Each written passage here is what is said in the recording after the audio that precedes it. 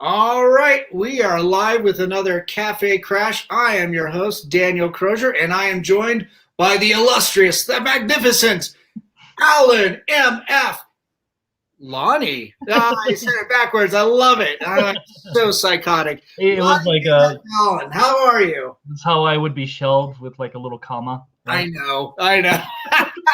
My books. God, it's yeah. Oh man, I think I still got a little bit of COVID fog from all this quarantine fun stuff. I just recently heard of that, and today uh, I had to have my girlfriend tell me because I couldn't remember. I was like, "What is the word that you use for photographs that are kind of black and white, but they usually have like a brownish thing to it?" She was like, Oh, "Sepia tone." I was like, "Yes, yes." And then I was also like, this is random. It's related to someone that was asking me about something, and yeah. I was like, who's that artist here locally that I like a lot? And I was like, is his name Matt something? And I tried to like look up Matt on Facebook, and it didn't come up. And I was like, what's the name of the book he did? Oh my god! I Uh-oh. finally got to like, I was like, he did the variant cover. And I was all just trying to get to Matt Allison. Is what Oh yeah. Oh, I interviewed him a few weeks ago too. yeah, but I couldn't connect. Ancor. Yeah, I couldn't connect all the dots, and I was just like, oh, what is going on with my brain? Don't worry. Lonnie, I did the exact same thing with the exact same guy. Right. Well, Yeah. of course, I found out why I couldn't find him from typing. You have to Uh, type the Cancor thing is how you find him on Instagram or whatever. right. Right. Yeah. Yeah. Yeah. I always found it a little difficult when you're trying to look up somebody very specific and you don't know their handle on Instagram. And Yeah. yeah, I've got a few friends that just use coded names and stuff. It's just like, oh, come on, jeez. Yeah, I know Matthew very well, but yeah, brain fog. I just couldn't like I couldn't pull up his name in my brain. Like I could see his art vividly in my head, and I was like, what is his name? I know. Yeah, and yeah. Speaking of art, I mean, you have a very wonderful and distinct style. I I love this image that you sent over. Oh yeah, thank you. Oh my God. So, Lonnie, for everybody that's watching, tell us a little bit about yourself, how you grew up, where you came from, and how you got into art and design. Yeah, so I was born in Korea. I was adopted at a young age, and then my adopted parents. Well, my adopted mother is Thai, but she married my adopted father, who was uh, American, and he would like to point out Texan more specifically.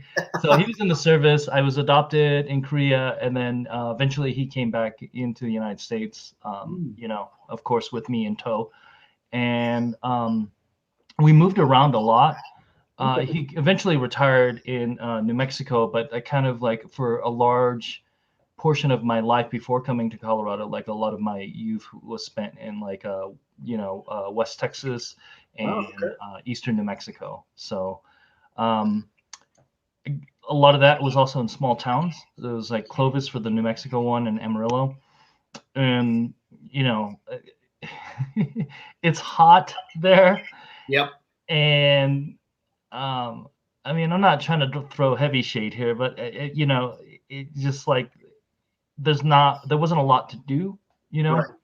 and so I mean, I think that's kind of like what got me into comics because I read a lot of them as a kid, Okay. um, because you know, you and I grew up in a time where like we only got cartoons for like a small Right. sections of time before after school, for like what, like an hour maybe, and Yeah. then and Hour or Saturday two. morning, and then you were out of luck except during the holidays. Right. Right. Right. And so um I was always attracted to that, the drawings and stuff like that. But the great thing about comics was is like they used to be super cheap. Like I think when I was collecting them, they were like 40 cents, and I Right. could reread them over and over. We didn't have VHS to record stuff till much later. So like, yeah, I mean, that's what made me fall in love. They were cheap. There was something artwork that I could look at. and I could read over and over at any time. Sometimes like in church and stuff when I was supposed to be paying attention, like I'd roll them up in my back pocket. But I mean, yeah, I was always attracted to that. I would just like study those pages, like I'd just pour over them. And that was even before I really paid attention to the names. Like, I didn't know who the artist was. I just thought that artwork was so cool. Yeah, and so that was like so profound for me, like the that comics. I would later, just like become a collector, and then and I would always like copy them. Like, I remember like I would just trace, like sometimes I didn't have a light table, but if you got a thin enough piece of paper, and laid it over, you could see like the dark inks coming through, and like I would trace those and stuff like that. And I think I did it well enough in school that other kids would notice, and they're like, "Hey, you're really good at that," and I'd get positive attention, and people would be like, "Can you draw me?" That was usually the request, and I'd be like, "Yeah, sure." Except I would draw them all cartoony, but they loved that, Right. Well, kind of a caricature. Yeah. Well, kind of. Yeah. Kind of. Yeah. And then in school, I entered a lot of art contests, and got a lot of attention for that. So, like positive reinforcement, man, goes a long way for making you keep on track with something. Right. And so, yeah, I mean, I just continued to do that. I went to a regular like 4-year college. I attended here at DU because we were stationed here in Colorado for a little bit, and I remember it being much prettier and greener than West Texas and Eastern New Mexico. Yeah. So I was like, I want to go back up there, and yeah, I kind of stayed ever since. As far as like, how comics and everything during the 90s, there was like I was really into indie comics and stuff like that, and the kind of the DIY scene. And a lot of these comics that I'd see, they were just like people that Xeroxed, their own stuff, and I'd see them on sale and stuff, and I just thought that was cool, that I could just make my own comics, and kind of like zines, right? Yeah, exactly. It was totally like it's meshed with the zine culture. So I was doing that for a long time, and same thing, got like positive attention for that. So just kept on making comics, and then more and more people just ask you to do stuff, and then it's still what I do now. That's cool. I think I met you through Squidworks. Mm-hmm. Yeah, with Stan Yan and that crew. I can't remember all of. I think was it John Peters was in that? Yeah. No, that's a good point. The way that I got introduced with them is actually through Tom Motley, and he eventually left. He did like some indie comics. Steel Pulse, I think, is one of his more famous ones. There was, I think, it was like 19 or 20, and I saw this advertisement in that kind of that Tennyson Street area. Oh, cool. I was going to a comic shop, and I saw like this ad, and it was like, create your own comic to enter into this contest, and it had a plot synopsis in like no more than 2 pages. So I was like, oh, I can do that, and I created it, entered it, and then I didn't win. I got second place. I got beat out by a girl that was like much younger. But one of the judges was Tom Motley, and I chatted with him, and he was like, "Oh, you should come to Squidworks." And I was just talking to someone with this recently. When I first came to Squidworks, the first time, he invited me, so it was like, "Oh, cool! I'll bring some of these comics that I've been working on, and to show them." And I brought them, and the group just like they just like criticized my work, and was just like, "This is like." This is wrong. I don't like this and that. I was, I'm like really young, right? And as most artists, like to do this stuff, you got to have a certain level of like, confidence or like arrogance even. And so like I was really offended, and I was like, was like, what the fuck did they? I don't know. Sorry, I don't know if I can. Oh, you guys.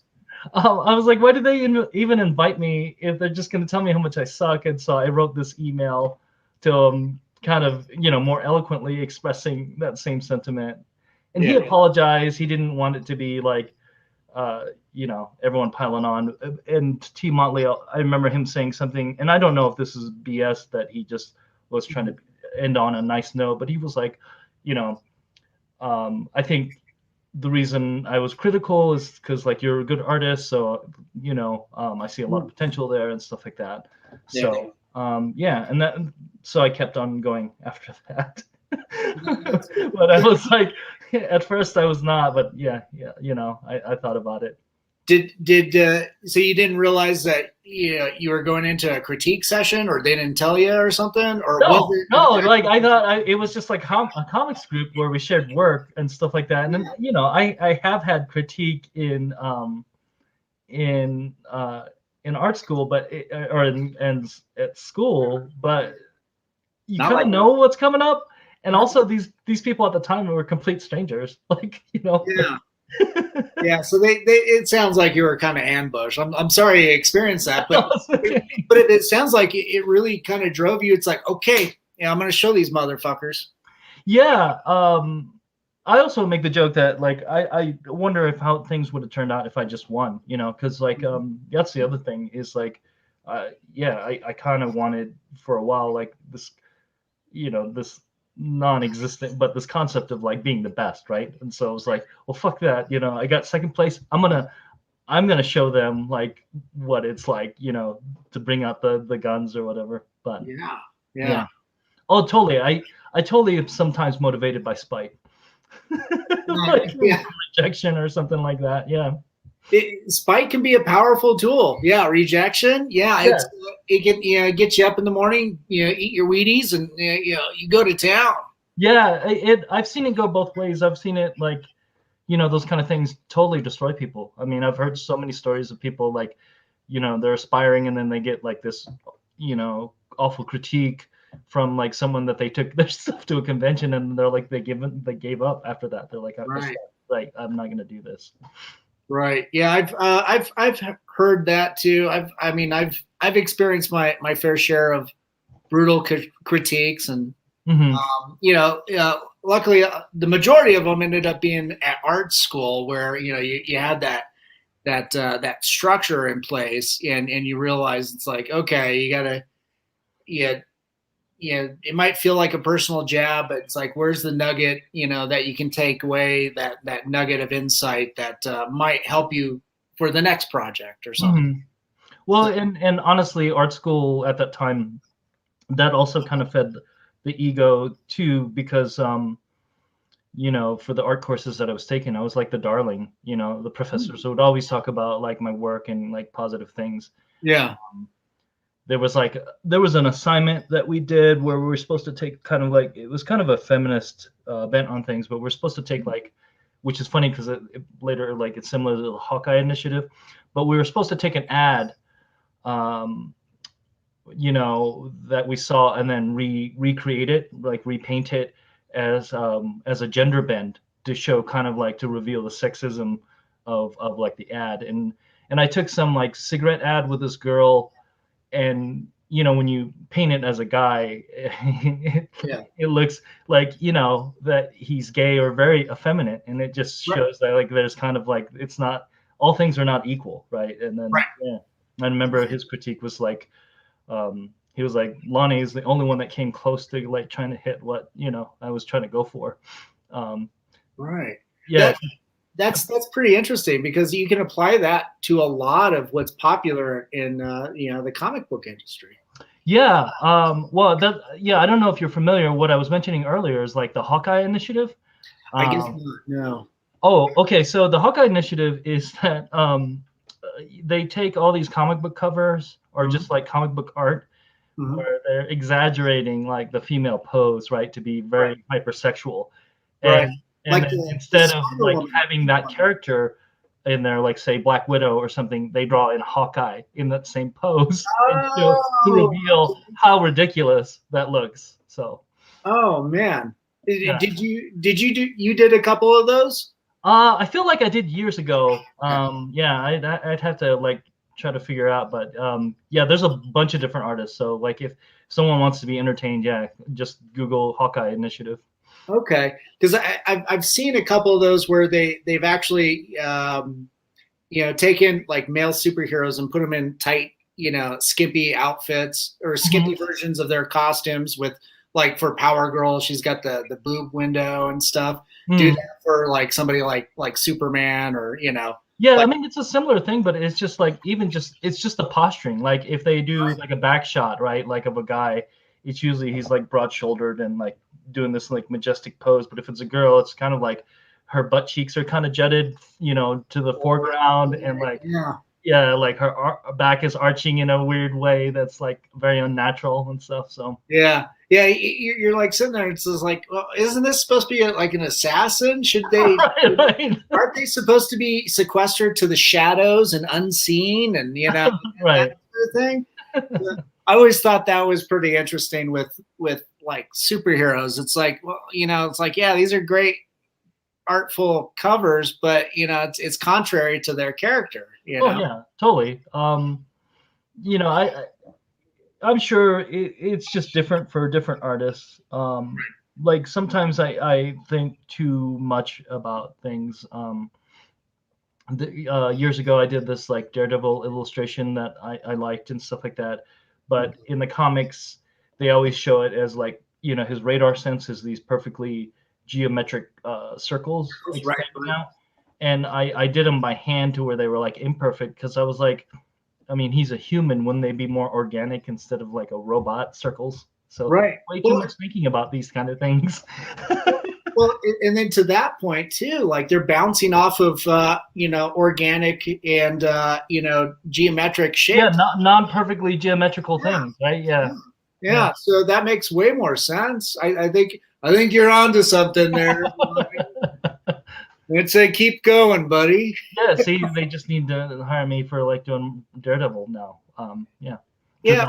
Or at least just draw his like radar circles. Yeah, very much so. Can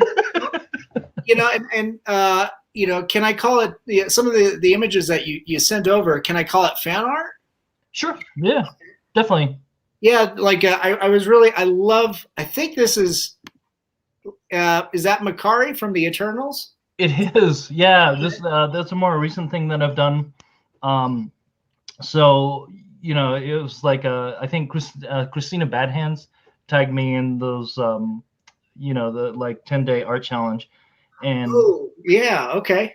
And like if it's too open ended, I can't, like I put restrictions on myself so that I can focus a little bit more. And for some reason I was thinking that stylistically there's Jack Kirby and manga are so different, but they have the same kind of like I'm gonna punch you in the face with this panel aesthetic many times, right? So I was like, what if I like mash them up? And so that's where like that came from. So I did that for like 10 days. Nice. Yeah, it's there's so much. It's so expressive, but kind of simplified. Mm-hmm. The two styles, they're both incredibly dynamic and always showcasing impact and motion and drama and everything. And just in each little panel, Yeah. So yeah, no, totally. yeah, I loved that piece. And I was like, man, that looks great for something like animation and stuff too. Yeah. Yeah, I'm excited for like he's one of the Eternals character, so I'm excited for that movie to come out. Yeah, what an interesting concept too. It's like it's a lesser known Jack Kirby comic. Yeah. That and to be honest, I'm not fully familiar with all the characters.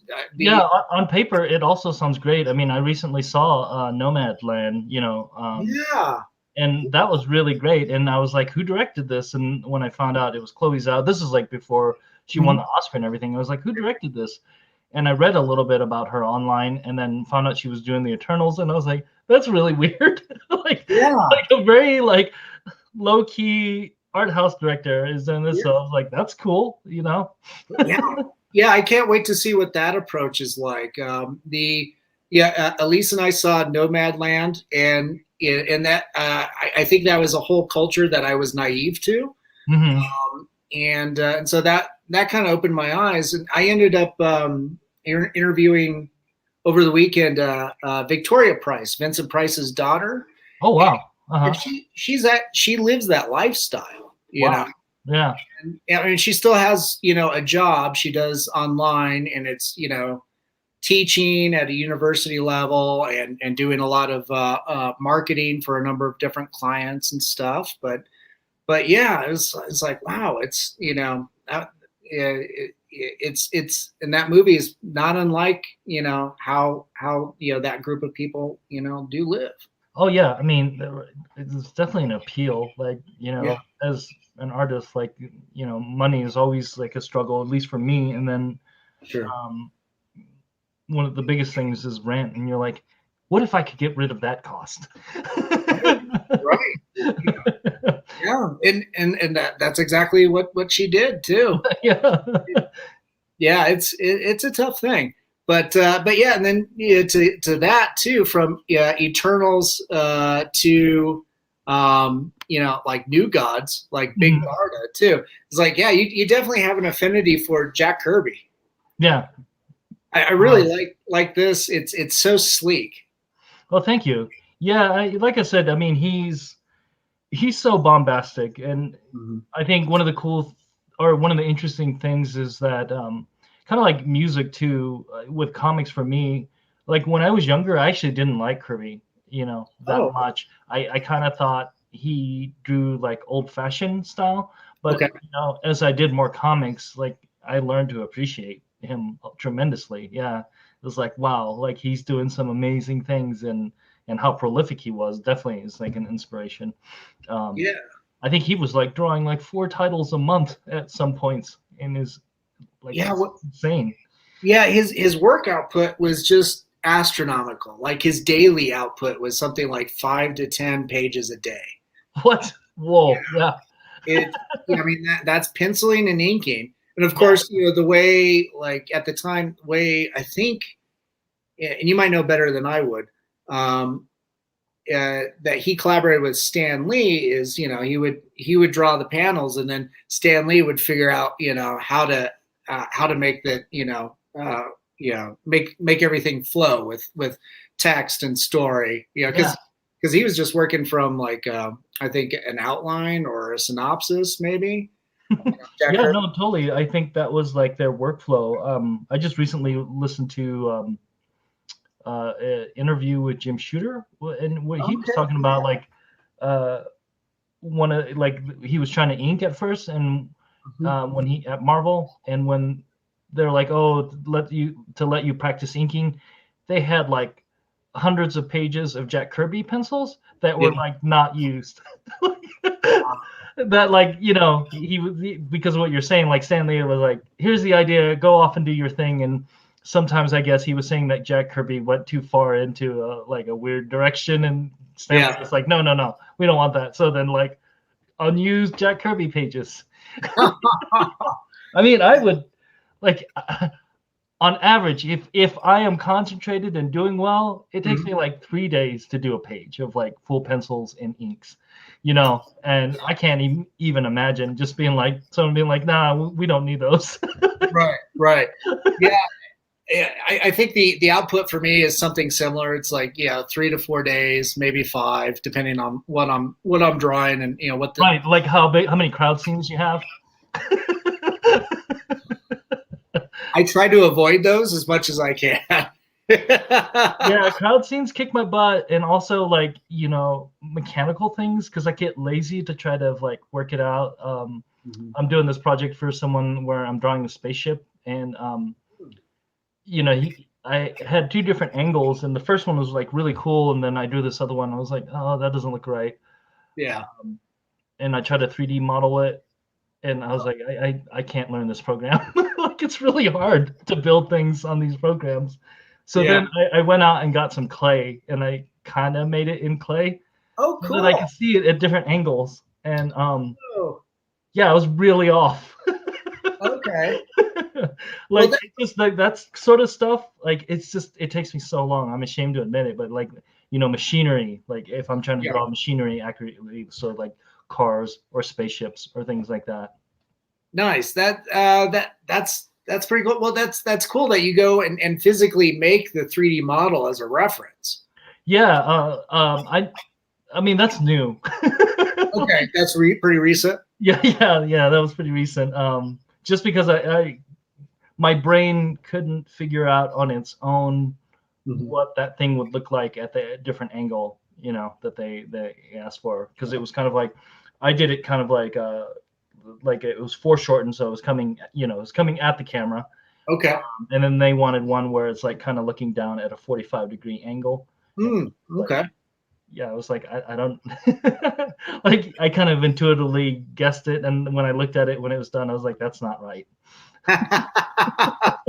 That's pretty awesome. I mean, I noticed you don't draw a lot of cars either. No, I don't, on purpose. When I do, it's just like, oh, this car has so many cool dings on it. Yeah. Cool. That was intentional. That's me covering up all my mistakes. Yeah, because like machinery too, like cars or something, it's particularly cars, right? If you're drawing like a modern car, they're aerodynamically shaped, so it's not like you can't draw the boxes, right, in perspective easily. Like when you're making the framework, it's like it's kind of a box, but it's also angled differently, right? So yeah, if I could just draw people all day, that'd be cool. Yeah, I think so many of us are so much more accustomed to drawing what we know, which is people. It can be tough. Yeah, I interviewed Carl Krumfoltz last week, and he has that Queen City book out, and doing all those landscapes and cityscapes and stuff. And it's just like, oh my gosh, he figured out a way to make it into a real art. Right. And now I'm they look great too. Yeah, I'm just so jealous of that. It's like it wasn't easy for him either. But he just was able to have so much practice doing that and focusing on that project. But Lonnie, when you approach your own creative book, what is your process? How do you do that? Because you've got a few of your own self-published stuff out there, right? Yeah, I mean they're different. Like it's kind of my latest thing that I'm still working on is Chrome Soul, and that's really behind. I was hoping to have that out last year. And that's even like the pandemic hasn't affected that. It's just like kind of like paying, immediately paying gigs kind of keep on pushing that back. But that's more of a science fiction thing. The previous one that Tinto Press, published was like Delineate, which is similar to kind of like what I was doing before, which is kind of a lot of self-published stuff. So you're asking about the approach, right? Like how do I conceptualize it? Process. Yeah. Yeah, I mean, it is really different depending on what it is. So like on Delineates, it was really easy. They were semi-autobiographical, but they were just like the focus was more on humor. So I would just take these moments of life, exaggerate them, or even like lie, in its portrayal, so that they'd be like little funny quips, but like kind of also sometimes heartbreaking or sad or something. With the latest one, it was more like, I want to make this thing like Blade Runner, and that original the whole concept was like, not to be like too PC here, but a lot of cyberpunk stuff.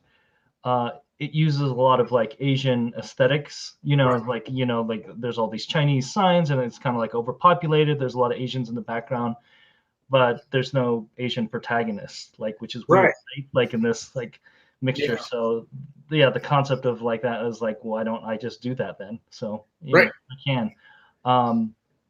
And that one was just like more, I really love Blade Runner. And which is like the ultimate cyberpunk movie, and like Blade Runner, I mean, it's not bad. It's not the most brilliant script in the world. It's not once again, it's not bad. It's not the most amazing acted film in the world, but there's moments that are awesome. But I think it's just like the mood, right? Something about like this dark, dystopian, but it's also like really moody. Yeah. And so that's the whole thing that I'm like, I want to capture that. That's the first thing. So I want that aesthetic. I want that mood. Now, what kind of story can I build around that to be engaging? So it's kind of like, yeah, the mood is the first thing that I looked for in that. And I guess to some degree, that's true of Delineate too. So it's really, yeah, it starts off really abstract. I start off with like, what is the feeling I want this thing to generate, and then kind of like work backwards to construct it, instead of like, this is the story I'm going to tell. Right. Instead, it's like, this is the feeling. So what kind of story is engaging for this? And then like, honestly, then I do a little bit of research as far as like the Chrome Soul thing for the cyberpunk. Then I go back and look over like cyberpunk stories and like how do these function, so that I deconstruct it so that I can like kind of like formulate my own thing. And a lot of them to me just seem like, most of the stories, whether it's William Gibson or Blade Runner, they just seem like noir, the genre of noir, except high tech, is basically what I would say. It's like sci-fi noir is what cyberpunk kind of is, and once you pare it down. Yeah, I think with something like Blade Runner, it's so transportive. Mm-hmm. You do get immersed in that world. It's a fantastic like world building. Yeah. Type movie. It's just kind of a slice of that world, and to tackle that genre in comics, I think is fantastic. I don't think there's enough of it. Yeah, I mean, the other appeal of it to me as well, compared to like more like big idea sci-fis like 2001 or something like that, right? Like, Right. I think the thing that attracts me also to like cyberpunk is that it is closer to reality. It's more like based on social commentary too, which is something that totally interests me, because we're like, because in some ways like Black Mirror, I would say, is kind of cyberpunky, because it's like taking these things that are going on now and kind of imagining them to their worst potential, right? Like,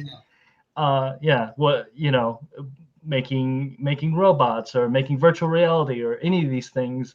When people create it, when scientists create it, they think of the best of humanity. When people try to sell it, they always try to sell its benefits. And then when the people use it, we find the worst way to use it, right? Yep. Yeah, we're very good at that.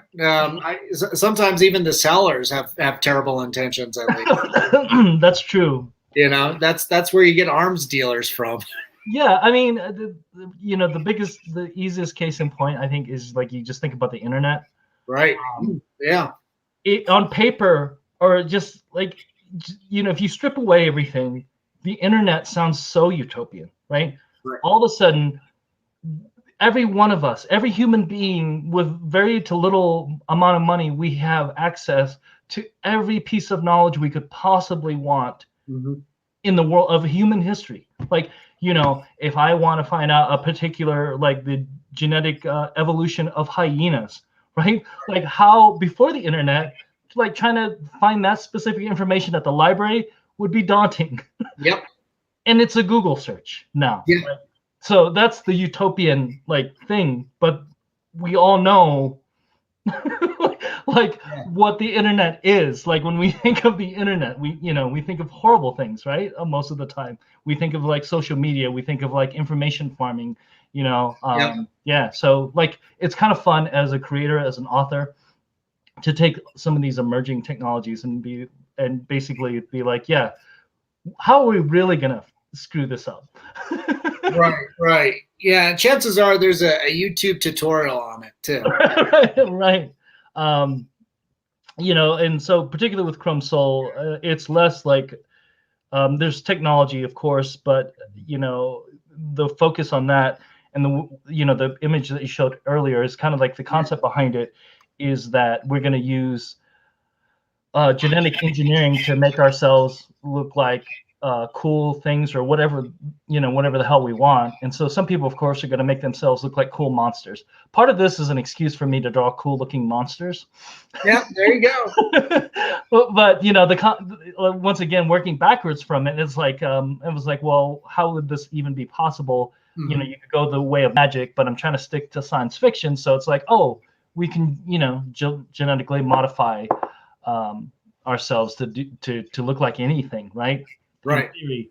And so, of course, like that is rife with how is that going to be abused if we all of a sudden can buy our own designer gene stuff? So. Right. Yeah. And like with, is it, shoot, I think my COVID brain is losing the word right now, but not blender, but what's the genetic CRISPR. Yeah. Yeah. Cause you can kind of do that, to an extent right now. Yeah, that was like that was a big component. That's cool that you brought that up. So like when I remember when I was first kind of like throwing this idea, kind of playing with it, and I'd hear news stories about CRISPR. Yeah.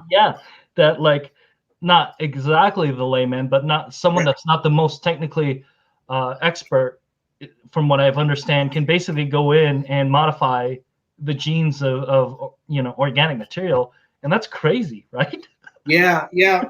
This morning I was listening in on an account where they're working with some blind people to go in and rework damaged areas of the eye and the nerve, and and see if they can get portions of it restarted that way. Yeah, and that is like the good sale, right? And that is like its best potential. Right. And as a creator, that's not what I'm going to talk about. Right.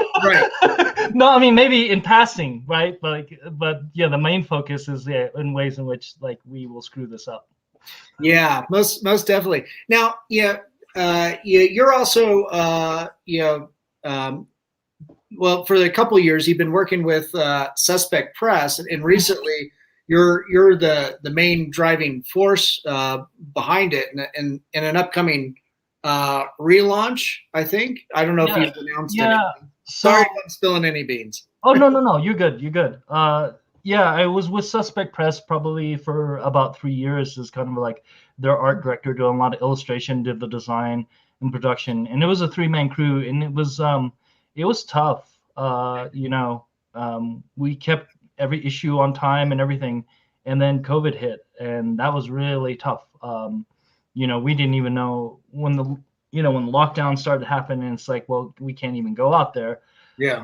A lot of some of our best advertising, and sponsorships were from venues, and they were hurting. Yeah. So Amanda had kind of taken over. EK had kind of taken over the business, and she just was burnt out and from like trying to overcome all the COVID challenges. Yeah. So I kind of dissolved the business for it because I already work as like kind of self-employed freelance, and I just kept the trade name. But yeah, eventually the plan is to kind of relaunch. Okay. And kind of be more genre oriented. Previously, I think it was kind of like more highbrow stuff, which is fine. But it was like, one of the other writers, Addison, she loves science fiction as well as, I do. So it's kind of going to be probably more of a genre event to that. Oh, cool. And to have something like that in Denver would be pretty cool, I think. So yeah, right now we're just trying to get sponsorship together because that's what gets it printed. So right. Yeah, it's is it going to be a combination of print and online, or how is the approach? Yeah, for sure. I mean, even before that's it would be print and online. I mean, I love print so much. So like things really materialize for me in print. There's a cost saving definitely to being online, but there's just like my heart is always with print. So to have that and like to put that publication out for all around Denver is definitely the goal. Nice. Well, I mean, you've got you guys with Suspect, and then you've got like a Birdie Magazine, which is another local art mag. I think it was a nice complimentary thing, to see both of you on the rack. Yeah, definitely. I feel like there was like, to some degree, there was definitely like a different editorial board, but we were kind of like crossing the same audience and stuff like that. And I think Birdie's great, and they have done well, with good reason. And so like I feel less inclined to keep it in that direction, because it's like they're doing great with that, that whole thing. So that's like kind of the idea of kind of changing what Suspect was a little bit, to offer something different. Because I'm not sure if I could be mistaken, but I'm not as sure of very many free sci-fi publications in Denver. Right. I don't think there is one. Right. There will be now. Yes. All goes well. Yes. Oh, that's cool. And you still do the freelance stuff, and you've got your clients and everything. I saw recently, that you were on your artwork was on the cover of Out Front. So, oh yeah, I love this. Let me turn off that silly banner here. But that's a gorgeous piece. Thank you. It was really nice, seeing that around town and everything. Because when did that come out? That was earlier in the year. Okay. Right, I believe so. Or yeah, that was great. They were doing a piece on Star Trek, and they asked me to illustrate it because they knew about some of the sci-fi stuff, and I was like, "Are you kidding me?" Yes. To be able to do something for Star Trek in an official capacity, that was awesome. Yeah. So I worked on that for a while. The composition and stuff on that picture was kind of my nod, because the story was kind of like showing that since it was an Out Front and stuff, that he's been the first like openly gay regular cast member in a Star Trek show. Right. And so when I was thinking about like breaking frontiers and stuff like that in sci-fi, I just remembered like the EC comic where they had like kind of the first like black character that the Comics Code did not like. Yeah. And the composition of that picture is kind of like the last panel. I think the story is roughly that this alien comes to visit Earth, and he tries to help them, but he realizes they're too uncivilized. And it turns out the alien is really someone from the future. And when he lifts his helmet, it's revealed that he's like a black guy. And that's why he's like, the Earth is too primitive because they're still racist. Yeah. So, yeah. And then, the Comics Code Authority, I think the story is they were like, no, we can't have that. You guys are done. Jeez. Yeah. Well, if anything, just reflects all the problems that they had back then. I mean, even up until pretty recently, when everybody just kind of did away with the Comics Code. Yeah, for sure. So I have a few other projects. I'm doing something. I'm working with something right now with History Colorado. Okay. Cool. And then I'm also working with Alan Brooks, and he's got a project coming for Denver Art Museum. So nice. Some work with him on that. So yeah. Nice. That's pretty cool. I'll be interviewing him, I think, later on this summer. Oh, cool. Yeah. Yeah. I think it'll be out by then. So. Oh, no kidding. That's cool. Can you give us any insight as to, or do you have to keep it hush hush until you? No. He's kind of doing a nonfiction story about a black cowboy, I think in Colorado, and so mainly as like the colorist for that project, and he's actually doing the drawing himself. So. Oh, interesting. Wow, that'll be pretty good. Yeah. Nice. He's been working away on his drawing abilities for the last year or two, I think. Mm-hmm. So. Oh yeah, definitely. and I haven't told him this, but uh, I think it's awesome that he's doing that because in my mind, Mhm. no matter if you're mainstream or indie, but I mean, indie people do this all the time. In my mind, you are not a true cartoonist. And it doesn't matter that you don't have to be the best artist. You're not a true cartoonist until you've written and drawn your own comic. You know what I mean? Right. So, like, I think of like even the mainstream people, like, Frank Miller to me is like a true cartoonist. Like, John Byrne, these people that did both of them, right? Like Yeah. Jack Kirby, Yeah. and yeah. So I mean, Stan Lee was awesome, but he didn't do all You of it. didn't draw. Yeah. Yeah. So Yeah. That's cool. The going so back now to Alan is in that school. Like, nice. Yeah. No, that's great. I mean, yeah, he's pretty multifaceted. I mean, you're pretty multifaceted as well. Handling design and drawing, and now sculpting. Your own references. yeah, I'm not quitting the day job to become a professional sculptor though. Right, right. Well, I was just thinking too, with like the out front piece with the cover art. It's like, did you have to sculpt your own, Discovery, ship? No, that one I photo referenced, and Okay. yeah, that was I only had to draw one angle of that, so Okay. that was much easier. yeah. Yeah. Thank goodness for that. And as far as design and stuff, man, a lot of like other designers that I've met, a lot of them, if they're not like hobbyist cartoonists, they're comic book fans, because I think essentially they're not identical by any means, but they're like siblings. It's about image, the interplay of image and words, and making a cohesive relationship between them. So Yeah, yeah, most definitely. Now yeah, with during COVID, there's all these shows that since we're kind of quarantined yeah, in the house and everything that we're kind of partaking of. But I loved this image that you sent over of the deep. thanks.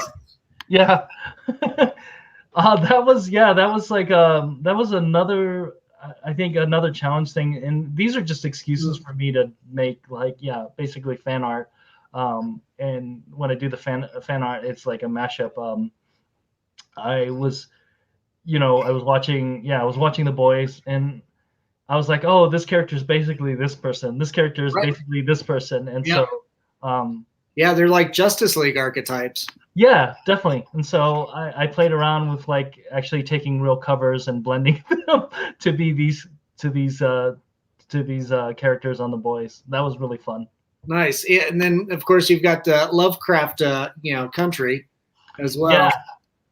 Yeah, that made me definitely think about like the EC comics. I think they even kind of referenced them at some point in the show, which made I me think so. like kind of draw them in that way. I mean, I love that basically that show showed black nerds, which Yep.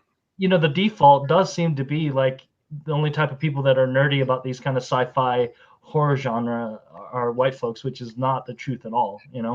No, that's very true. I think there needs to be that push for better representation of its fan base. Mm-hmm. Yeah, exactly. That's well put. Yeah, I think you know there's so many people of color that are big fans of these genres, and I think it's been hard for many people who don't see themselves, even though they love the genres, right? That Right. see themselves as characters, and I think Lovecraft Country went a long way to show that. I mean, that one is particularly funny too, I think, because H.P. Lovecraft's his Right. famous racism, so they're just like, that's cool, we're still gonna take your work, right, and like do it in a way that you probably wouldn't have liked. Right. Well, I think that's the best way to do any type of genre or cultural appropriation is turn it against the negativity of its creator. Yeah, for sure.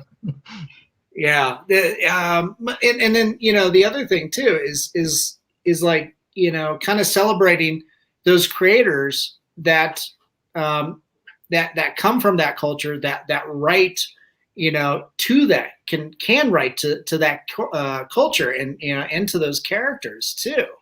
Yeah, for sure. I think they need to be celebrated and that platform raised to the point where it becomes commonplace. Yeah, and we don't think that it's no longer, oh hey, it's like they're finally having people of color in this horror genre where it's just like, oh, these are just horror movies, right? Like Right. Where it's no longer notable. Yeah. Right. Yeah. With and to be notable, I mean, you end up having the smash like Get Out, and then all of a sudden there's this floodgate. It's like, oh wait, this is profitable. It's like, duh. We've been telling you this the whole time. It's weird though too, because like I think like black horror is kind of run on this like separate track, because it's great. I think that it's finally kind of gotten more critical acclaim. But I mean, there was like Candyman, right. like all sorts of like I'm trying to Tales from the Hood and stuff like that. There was always like kind of like black horror, Yeah. Now I think it's like more converged with mainstream, like the mainstream part of these genres. Right. Yeah. I was recently introduced to a horror movie called I think it was Ganja and Hess, which is it's an art house vampire movie. And the cast is all black, and deals with some levels of voodoo and stuff. But the social commentary, because I was introduced to it last summer, during the protests and the Black Lives Matter movement, and the visuals and the social commentary. I was like, oh my gosh, this came out 48 years ago. Oh wow. And it might as well have come out today. Mm-hmm. It was so I was pretty much both disgusted on how little movement we've moved the meter, and it's just like and but at the same time it's like, wow, this is a compelling piece of cinema that's just so relevant. And it's interesting. It's like, we need to at the same time rediscover some of the things and realize we haven't gone that far. We need to do better. I haven't seen that, so I'll have to get that name from you again or watch this again. Yeah, most definitely. I'll message it to you, when we get off of here. But it is playing on Shudder right now. So okay. Yeah, it's definitely, and then incidentally too, Spike Lee did a remake of it as well, which is also a very good watch too. Okay. Yeah. Are you guys going to be playing some of these films at the Horror Fest? Well, it's a festival in name only. It's more of a convention. We do have a screening room, and we've got Art and Brad are putting together that. So we'll be having content, everything from obscure films and really, and then more like size genre type films, as well as shorts, and then kid horror movies and stuff, because there's such a fun, rich culture of that. Horror comedies, which I prefer. The 2000s, kind of burned me out on torture porn crap. So I'm glad you said that, because that's kind of like, I feel like that was a low point in the genre. I mean, there was like some good films that I actually think first Saw, maybe the first two were okay. yeah. I enjoyed the first Hostel just to watch a bunch of frat boys get ripped apart. Right, but then there's like a lot of innocent bystanders get tortured too. So it's just like, well, it's just too like when there's just like endless iterations of that, and it's not very innovative. Yeah. No, when it comes to that genre, I tend to gravitate towards like the Takashi Miike films. Mm-hmm. I think I swear to God that guy took copious amounts of cocaine to make some of the most artful, but ridiculous, horror and genre, flicks that kind of informed like those Saw movies and stuff. Oh, yeah, I was gonna say that was the other thing. Remember, I was like, I'd prefer to draw people all the time. Monsters too, like monsters are great because like they're kind of like people, but not exactly, and you can just go whatever direction you want with it, and it's okay. Right. Or dragons, you know. Yeah, that are monster-esque. Yeah. This guy. Yeah, I love this image too. Thank you. Yeah, is that tie into Chrome as well? It may. One of the things is like I've been I'm proud that I don't rest on my laurels. So I'm actually been taking during the quarantine. I've been taking some art classes still. Cool. Through Domestika, and That's cool. That's me like trying out some different techniques and stuff. So yeah. Nice. Well, that's good. I think artists really need to change things up and learn new stuff. My girlfriend is good for like reminding me of that. It's like you need to learn a new tune because this is whatever you're doing here is getting old. That's good. But, very true. Yeah, it's just a matter of finding that time and that drive too. I mean, for me, sometimes that helps. Quelch as an artist. I don't know how you operate, but mine is always like full of self-doubt and anxiety about my skill level. That's me too. Yeah, I think I've got anything that I can do to assuage that. I try to. Yeah.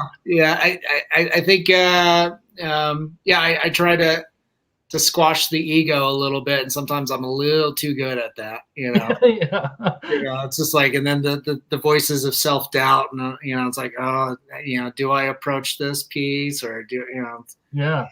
So I'm doing that with one of my pieces recently, and I don't want to go back to it, but I have to because I've got a deadline.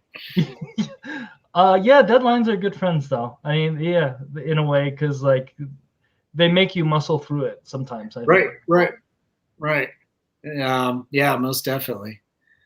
Lonnie, it's been fantastic reconnecting with you and following up and hearing all the cool stuff that you got going on. Likewise, thank you for having me.